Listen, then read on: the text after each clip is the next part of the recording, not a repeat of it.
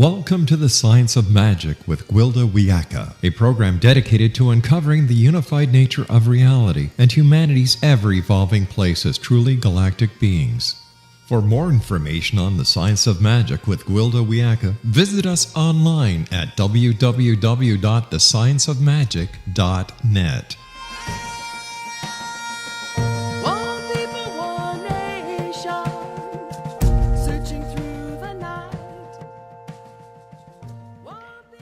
Welcome to the Science of Magic, a place where science and magic come together to transform fact into evolving truth.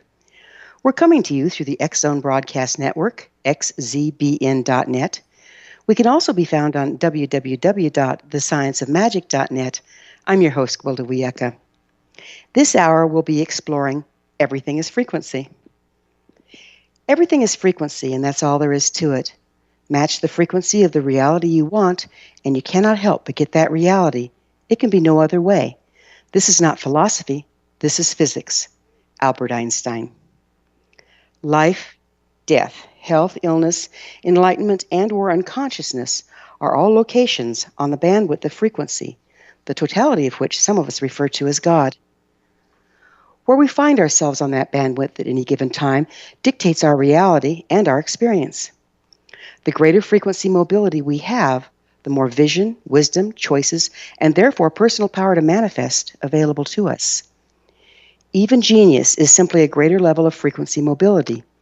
Each of us has the potential for great genius and, for that matter, pure divinity. Yet we're seemingly reduced to monovision children squabbling over broken toys, living in a world of fear, lack, and greed. Why? We've become like an AM radio in an FM world. The FM bands are there, but we simply can't tune into them. Therefore, to us, they do not exist. Only the programming on the AM channels is accessible and thus perceived as reality. We were designed to be sovereign beings capable of interfacing with and manifesting at the quantum level, where matter is still malleable rather than set in form. Our original design cannot be exploited or controlled except through the compromising of our frequency. However, the common denominator frequency of the masses at any given time creates an agreed-upon reality that's difficult for a single individual to transcend. Therefore, he who controls the frequency of the masses controls reality. By the compromising of frequency on all four levels, physical, emotional, mental, and spiritual, an almost unbreakable web has been woven around the masses, and only the elite prosper. For generations, our physical frequency has been increasingly compromised by chemicals, pollutants, and imbalanced lifestyles. Our emotional frequency is jammed up with unprocessed and judged against emotion. Our mental frequency has been programmed by the educational system and belief structures of the populace at large. Our spiritual frequency has all been abandoned for dogma, effectively restricting us to the mundane. In this way, our personal systems have been hacked, our sovereignty compromised, and our capacity to create commandeered to serve the current systems. Our unprocessed emotions are used to manipulate us through advertising and terrorism, while we live not in the present, but in the morass of our past traumas. There is no solution within what has become our limited reality, for there we are reduced to trying to make the best out of what is at hand and already in form, rather than being able to create at will. Thus, the aforementioned monovision children squabbling over broken toys. The journey out of Babylon, if you will, is in correcting the frequency imbalances we've all been subjected to for generations on all four levels: physical, emotional, mental, and spiritual. This is a very personal and inside process, with no two journeys being exactly the same. There's no right or wrong correction, but simply what's appropriate to the time, frequency, and intention at hand. It's an intense journey requiring a death of sorts to who we are not in order to embrace our potential. The challenges are many, but the reward's great. For nothing less than the future of our race depends on those few brave individuals willing to move beyond their own limitations and create a vibrational gateway to what can be. The more of us that walk this path to enlightenment, the greater the light shining the way. Our guest this hour has been working with frequency for the last decade and a half. Dr. KIMBERLY is the author of The Secret to Everything, Manifesting the Life You Desire Now. Kimberly has over 24 years of clinical experience in both the alternative health and energy healing fields. She's worked on thousands of clients in person and remotely around the world. She's been experimenting with the frequencies found in various products with her clients and is convinced that the frequencies she's been using could be applied to all areas of her clients' lives. A popular teacher and lecturer, Dr. Kimberly has worked with paranormal groups regarding energy in people and property. A talented remote viewer, Dr. Kimberly is commonly consulted for many different issues in her clients' lives. I will introduce Dr. Kimberly McGeorge and explore her viewpoints on frequency, health, and manifestation after this short break. You are listening to The Science of Magic. This and other innovative episodes can always be found on our website, www.thescienceofmagic.net.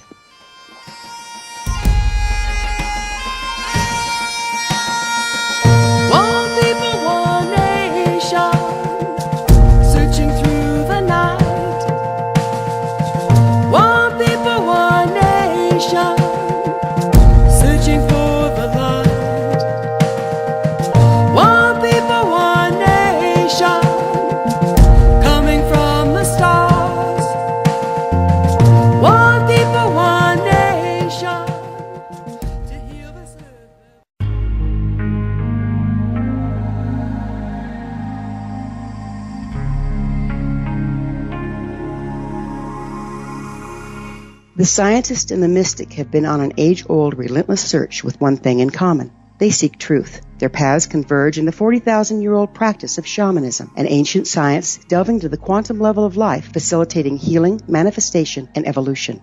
I'm Gwilda Wiyaka, the founder and director of Path Home Shamanic Arts School, a unique Colorado State certified occupational school training shamanic practitioners and teachers. We also provide classes for empowering personal lives through shamanism. Our certification classes are in week-long segments enabling international participation, and online classes and long-distance shamanic healing sessions are available. Come discover the science of magic in the limitless world of shamanism. www.findyourpathhome.com.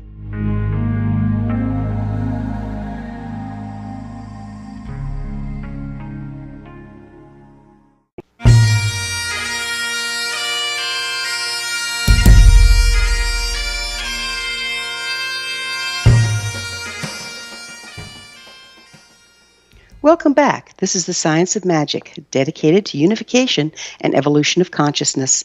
I'm your host, Gwilda Wiyaka. Our special guest this hour is Dr. Kimberly McGeorge, naturopathic, energy practitioner, remote viewer, and author of The Secret to Everything, Manifesting the Life You Desire Now. Dr. Kimberly, you have over 24 years of clinical experience in both the alternative health and energy healing field. Thank you so much for joining us on The Science of Magic to share your experiences. Oh, thank you. It's my pleasure. As a naturopathic energy healer, how do you see the relationship between frequency and physical health? Oh, gosh, I could talk about this for like 30 days. So basically, we're energy beings. Your whole show is kind of about this whole concept, and you so beautifully and eloquently talked about it yourself before the show. But we go into the energy field with all this beautiful new tech that we have because of the time that we live in and the equipment that we have access to. And we're able to be super, super specific, because what I found with working in people's energy fields over a number of years is that the body, emotions, mind, soul, spirit, energy field is so super specific and always requests exactly what it needs at that time to come to balance super quickly. So frequency is totally related to physical health because, as we know, everything starts outside the field, whether it's mental or spiritual or emotional or just toxic environment, and then it goes in and hits the physical body and creates imbalance, which, of course, ultimately results in disease. So you see diseases starting in the frequency realm and then manifesting physically, is that correct? Oh, yeah, absolutely, except for one exception, which, of course, everything's frequency, so literally, yes. But the genetic inheritances, which are quite big, and miasms, things like that, we do kind of see already present at birth. Oh, I love the thought of miasms. Would you mind expounding? it's kind of a complex, ancient homeopathic principle, but the light version, which I'm sure you know the deep version, but the light version is kind of like inherited genetic tendencies. So you can have an inherited genetic tendency, frequency, to addiction or to develop cancer when you're under stress instead of diabetes. Or it also goes along with certain personalities and certain ways of thinking, which isn't really too shocking with what we know about the DNA. So you see this as a DNA frequency maladjustment? Yeah, perfect. And so that gets passed down from generation to generation, but it isn't necessarily our original design? Oh, well, I believe our original design is absolute perfection, living in absolutely amazing, fun, and perfect world. So, no, definitely not our original design. The cool thing is that the body, the mind, the soul, the emotions, everything within us actually knows what that perfect original blueprint was, and it's always striving. Whether you know anything about energy medicine or not, or natural medicine or not, it's always striving to get back there. Do you suppose that's the dissatisfaction people kind of automatically feel towards life these days? It's like everybody I talk to, it's always they feel like things should be better, but they can't really put their finger on what they mean by that. I was just talking about this with my children. My parents are older, of course, and I was talking about how they don't really understand some of the stuff that I do, and how we're so toxic and we don't even realize it. So we're bombarded with EMF, and we're bombarded with chemtrails, we're bombarded with GMOs in our food, and we come in with this imperfect, template, and, we have horrible relationships, and we don't practice self-love, and we don't have a spiritual connection. And, I could say all the things that we don't do for hours, but every single one of those things causes stress on the body and energy field and emotions and mind. Or it causes even worse. After repeated, length of time of stress, it causes severe weakness, which is when we start to see the actual disease and emotional imbalances and mental condition. So there is no one answer from what I'm hearing. Everybody has their own complex web of imbalances that have created their overall imbalance that's now compromising their health on all levels, physical, mental, emotional, and spiritual. Is that what you're saying? Yeah, I'm going to hire you to be my double because you say things so well. That's exactly what I'm saying. How do you see the frequency of food versus processed ones, so live food versus processed ones, as impacting our health? Because it seems like now you walk in the grocery store, and unless you're just walking on the outside aisles, everything is packaged and chemicalized and processed. Do you see that as being a problem? I think it's a huge problem. And I grew up in the 60s and 70s. And it's amazing how we think that things that come out of cans and all this processed food like you talk about and all these, ice cream with additives, and it doesn't really matter even what food group it is, but it's so corrupted. And, those of us that grew up in that era even were corrupted as far as kind of, we had a dessert and we had a starch and we had a meat. And so I just think food is so corrupted as a whole. And in my opinion, it's not even the toxicity of food that's a problem, but we see so much food sensitivity that we literally are seeing like vegans that eat organic for 30 years come down with cancer. And then they have to start looking even more minutely at their food choices and say, can I handle gluten and can I handle milk products? And am I, even a bigger question, do I have the enzymes to break down these foods and digest them? So food is you talk about complicated, what we put in our mouth and what we drink and eat is actually half probably the stress that we take into our body and our energy field on a daily basis. Yeah, it's amazing. I had a homeopathic physician that was a colleague of mine. He's since crossed, but he says, if you look at your food and you look at the frequency of your body, if your food is of a lower frequency than your body, you're on the losing end of that equation. And most of what we put into our bodies is actually at this point been so shipped and chemicalized and GMOized and all that stuff that it's actually not food at all. And so our body is having to use energy to deal with this stuff rather than gaining energy from consuming it. And then we talk about the problem we end up with acquired food allergies because guilt by association, it looks like food, but it's not really. And pretty soon the body starts attacking anything that looks like the artificial food did in the first place. Is that kind of what you're talking about here? And would you mind speaking to that? Yeah, I really think what your friend or your doctor said was brilliant, because if it isn't good for you and your frequency and where you're at, like I said, it can be an organic apple or a pear, but it could be toxic to your field if you run at a higher frequency. And then, like you said, we have to put out energy, just even food that does match our frequency, but we have to put out tons more energy because it becomes a toxin, basically, and we have to get rid of it and drain it out of the body. So we have to detoxify it, the 2-step process, detoxify and drain it out of the body. So that's like even more energy. So really what we're looking for, obviously, is something that's going to give us energy and nourish our body and soul and not take energy away. And again, it's so individual. So even if we take out the allergen and sensitivity factor, it does have to match your frequency. Now, thankfully, or not thankfully, I find when we go in and we work with fields of people that the frequencies of people today run so super, super low that really their body is just craving, like a whole concentrated green food powder or really herbs, more of the whole natural foods, not what we necessarily think of as food, but something that the body can easily assimilate without a lot of stress. Yeah, it's sad that we've stressed our bodies to the point that they actually need special foods to start to heal and recuperate. Mm-hmm. Fortunately, there seems to be a lot of good products out there for that. What products do you use to correct physical frequency imbalance on the physical level with your clients? Yeah, I love that you asked that.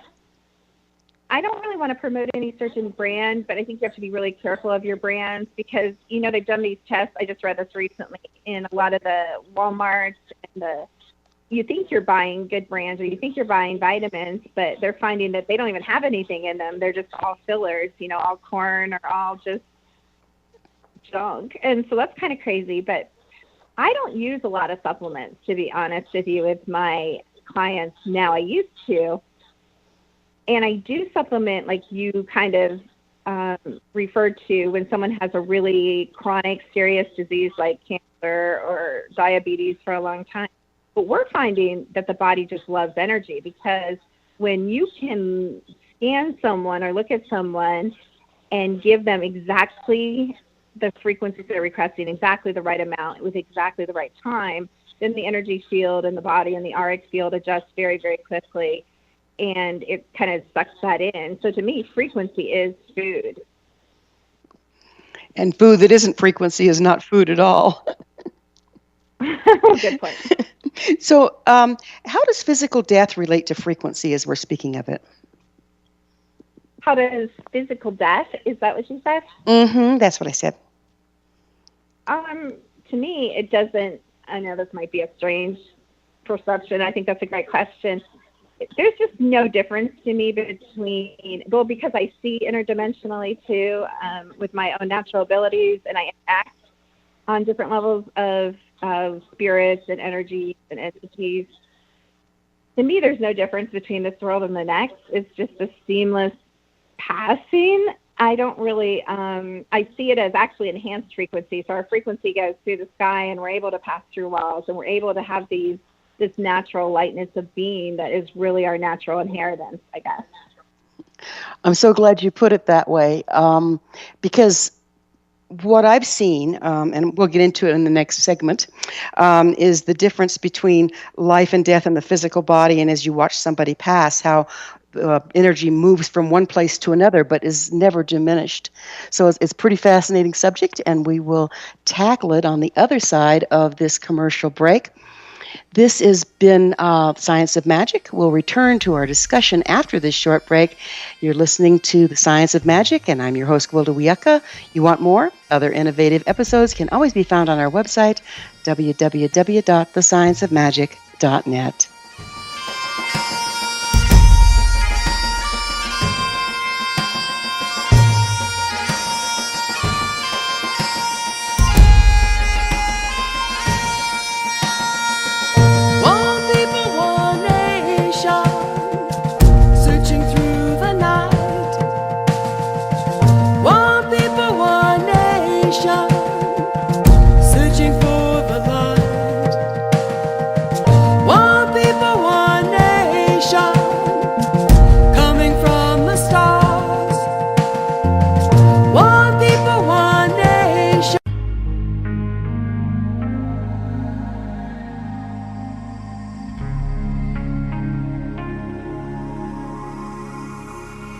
The scientist and the mystic have been on an age-old, relentless search with one thing in common. They seek truth. Their paths converge in the 40,000-year-old practice of shamanism, an ancient science delving to the quantum level of life, facilitating healing, manifestation, and evolution.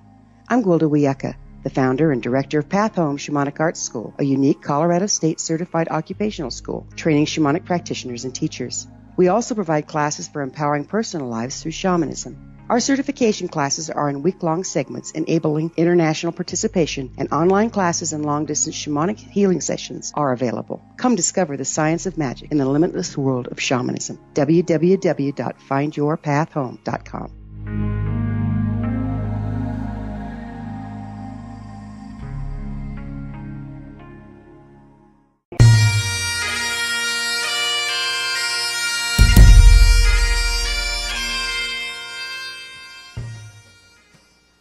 Welcome back. This is the Science of Magic, a place where magic and science come together to promote enlightenment. We can be found on www.thescienceofmagic.net. I'm your host, Gwilda Wiyaka. Our special guest this hour is naturopathic energy practitioner, remote viewer, and author, Dr. Kimberly McGeorge, www.kimberlymcgeorge.com. Kimberly, just before the break, we were talking about life, death, and frequency. I want to relate something to you, and then maybe you can explain it to us. When I had some Ghostbusters come to see what happens to a shamanic person when they do a journey and out-of-body experience. And they brought all their instrumentation and everything else. And one of the things they were reading was with EMF,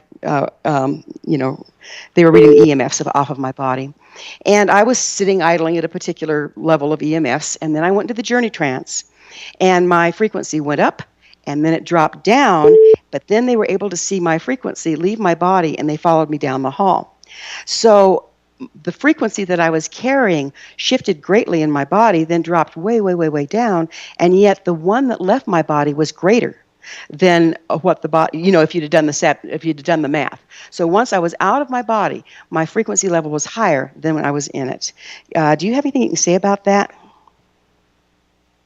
Well, I'm not surprised because it relates to kind of what I was just talking about. That is our natural state, is able to, I want to kind of say, be in a spirit form, but still be fully us as a soul.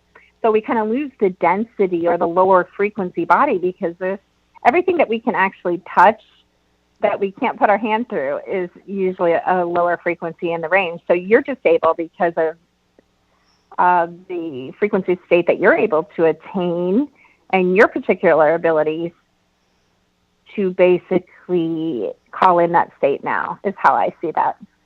Okay, great. Well, we've been talking about frequency and the physical relationships. Let's talk about what's the relationship between frequency and emotion. Well, usually when I'm working with someone who has been given a death sentence by the conventional medical organization, let's say, one of the things that keeps popping up when we're asking the body, the energy field, the soul, what it would like us to focus on first, because like you said, it's a tangled web and it's kind of layers and we have to unpeel it. It's always the emotions, and a lot dealing with the negative emotions and the lower frequencies and how that's bearing on the body and the disease process. The other thing that we see is even some of the positive emotions that are missing, or that, again, are out of balance because the body just craves harmony. We really have to address that first. We also see the emotions having the most dramatic effect in the auric field. So I run a lot of scans and RF scans and things throughout each day, and I run a lot on myself, try and tweak and adjust my energy with frequencies. And sometimes I'll run a scan and then I'll get angry at one of my girls or yell at the dog, and immediately we see that energy, those lower frequencies, come directly into the aura. And that's the time to really let it go. And so I think I've learned working in this, especially the past couple of years, and really working a lot with the technology with the aura, how important it is to process your emotions and let them go, because the aura will quickly rebalance and not sink into the physical tissue and start to cause that stress and weakness and lead to disease. I'm so glad you say that because one of my original shamanic teachers, actually, it was a Celtic shamanic teacher. He said that Mm. actually what tempers us and makes us a hollow bone or able to really channel the frequency or energy like you do in order to heal others is our ability and willingness to move through the joy and sorrow sine wave without clinging to any or rejecting any or judging against any, just letting it move through us. And that would be that processing, wouldn't Mm. it?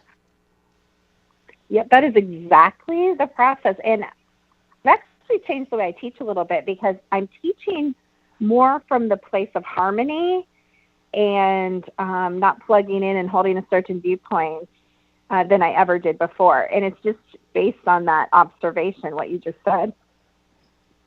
It's so important to be able to embrace in every moment whatever our experience is, don't you think? Yeah, and it's owning that, and I call it, one of the things I call it is power standing. So it's standing fully in whoever you are being. If you're being completely authentic as a soul and you are angry, then stand behind that and fully feel that and own that, but release that and rebalance that and bring in something new and be able to be in that flow of emotion and be okay with it and be okay with others' emotions. Because in American society, especially, we aren't okay with drama. We aren't okay with emotions. We aren't used to passionate people and people that freely express themselves. So, do different emotions carry different frequencies? Oh, totally. Absolutely. And even more specific is, people say she's angry, and I'll say, no, she's not. She's jealous, or she's enraged. Because, I've just worked with frequency so long, I can pick up that nuance of anger. There's so many subdivisions of every single emotion. And they're usually cross-dressing and not what they appear. I'm with you. I'm pretty empathic myself, and I feel people's emotions as it comes to me, and it rarely registers in me what they think it is in the moment. And then there's the issue of projection. If we don't own our emotions, we're projecting it onto people in our world, and that can be very damaging as well because we're projecting a frequency onto them that doesn't belong. Do you see it that way? I do think that's a danger. I think we all have done that. I think we most clearly see it sometimes in romantic relationships or people that, we're very intimate with and that we live with. And, I was just talking about this with someone too.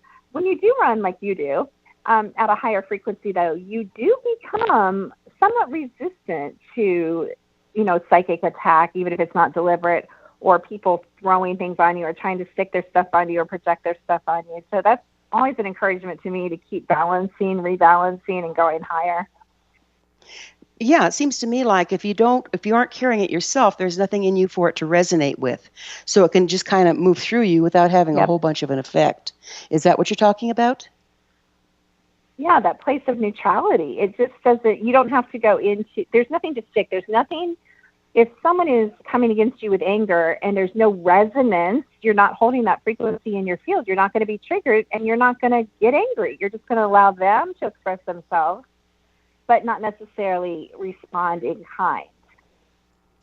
And isn't really that one of the greatest services we can offer each other is to just be a neutral witness in the times of imbalance? Yeah, I like that. Neutral witness is a great term. So what have you experienced about how frequency affects a person's ability to accurately perceive the world? I've observed as your frequency comes up, usually your abilities start to open up and you are able to maybe see spirits or maybe know things, or maybe your third eye is open or your crown is more connected, and you become, because I believe to all of us, all information is available, past, present, future, multi-dimensional information at all times. It's our inability to read that signal or perceive that information that's on us. And so then we start to unpeel the layers. Why? Are we so toxic? Are we so clouded with emotions? Are our abilities not open up? Or is our frequency too low? Like, there's just a lot to that. What are the differences between lower frequency thought forms and those of a more, shall we say, expansive one? the highest frequency thought forms are able to actually hold very, very slow brainwaves and very, very high, fast-paced brainwaves at the exact same time. In other words, be in total multi-tracking in their being, which what does that do? Balance. It's harmony. It's the still point. It's the everything. It's the all. And so that is a high frequency being. Now, the lower frequency beings, they don't necessarily stay at a slow or high frequency of brainwaves, but they bounce all around. And that's just using the brainwaves kind of as the window to this. But, we all have our own frequency, and you are able to change it. You are able to raise it as you detoxify your body, as you connect spiritually, as you practice like you do, spiritual disciplines, and you practice seeing, and you practice knowing, and you walk in that, and you stand behind it. You become, I call it, you raise your frequency, you hold your frequency, and you expand your frequency. Very beautifully stated. Time's going so fast, we're going to have to take another break. We'll be right back on the flip side of this short break. You're listening to The Science of Magic. Our theme song, One People, One Nation, is from the Winds of Time album by my musical group Starfire and can be found on iTunes.com, cdbaby.com, Amazon.com, and my website, GwildaWiyaka.com. Don't go away. We'll be right back.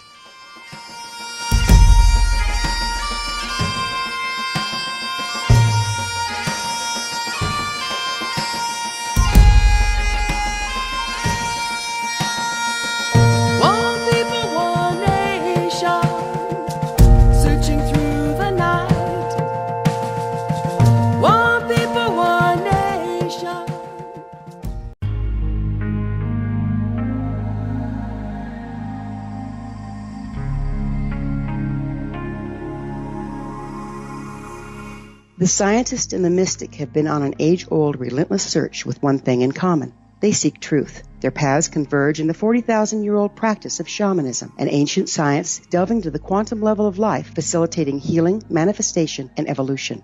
I'm Gwilda Wiyaka, the founder and director of Path Home Shamanic Arts School, a unique Colorado State certified occupational school training shamanic practitioners and teachers. We also provide classes for empowering personal lives through shamanism. Our certification classes are in week-long segments enabling international participation, and online classes and long-distance shamanic healing sessions are available. Come discover the science of magic in the limitless world of shamanism. www.findyourpathhome.com.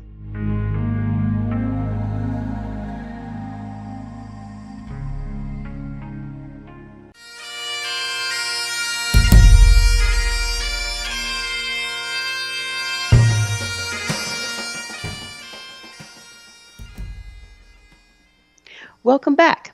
This is The Science of Magic. We're coming to you from the X-Zone Broadcast Network, xzbn.net. I am your host, Gwilda Wiyaka. This hour, we're talking to Kimberly, Dr. Kimberly, and she is the author of a wonderful book. Kimberly, would you mind telling us where people can find your book? I think it's really super discounted on Amazon. No problem. I'm pretty sure. Just for clarity's sake here, now I want to go into the spiritual realm, my personal favorite. And just for clarity's sake, when I'm speaking of the spiritual realm, I'm actually referring to the quantum mechanical aspect of life rather than a religious one. So with that said, how do you see frequency limitations or imbalances preventing a person from accessing and affecting change at the quantum level of their personal lives? Well, I'm all about, and I know you are too, empowering people and teaching them kind of how to overcome that dense 3D view that they might have been raised with or programmed with. And so really not knowing how to access the quanta and your relationship with the all affects everything. And when you start to play in that, as you said earlier, the sky's the limit. I mean, as a matter of fact, my children yell at me all the time. They're like, Mom, don't say it. Take it back. Strip it from the quanta. Because they have seen so many times, negatively and positively, things instantly change in the physical reality based on one sentence that I say. I love that so much. I've had similar experiences with my kids. I'll be driving down the road when they were little, and I mutter some grumbling because I'm having some road rage, and my son will say, Right. "Mom, that's the nastiest curse I've ever heard you lay on anybody." And so I'll go, "Okay, take it away, take it away, take it away." Being conscious of what we say and think in any given moment is paramount, isn't it? It sure is, because every thought has a frequency. Every word has its own frequency. And so, of course, as we're thinking and saying that, we're bathing, first of all, before we even put it on anyone else, we're bathing in those words and those thoughts. And so it's going to affect every single aspect of us, either negatively or positively. And, by virtue, obviously, our outer reality, too. You mentioned frequency as it relates to manifestation, and this is a really fun subject. Would you mind expounding on that one for us? Right. Well, when you run at a high frequency, it becomes very easy to manifest, because you cannot attract anything less than who you are being. I also like to say you cannot attract what you're not ready for. You can, but it's not going to hang around very long. So, definitely vibrating at the level or above, which you kind of referred to earlier, of things like platinum, of gold, of laughter, of love, of the rich experiences of life, and it's not all about money.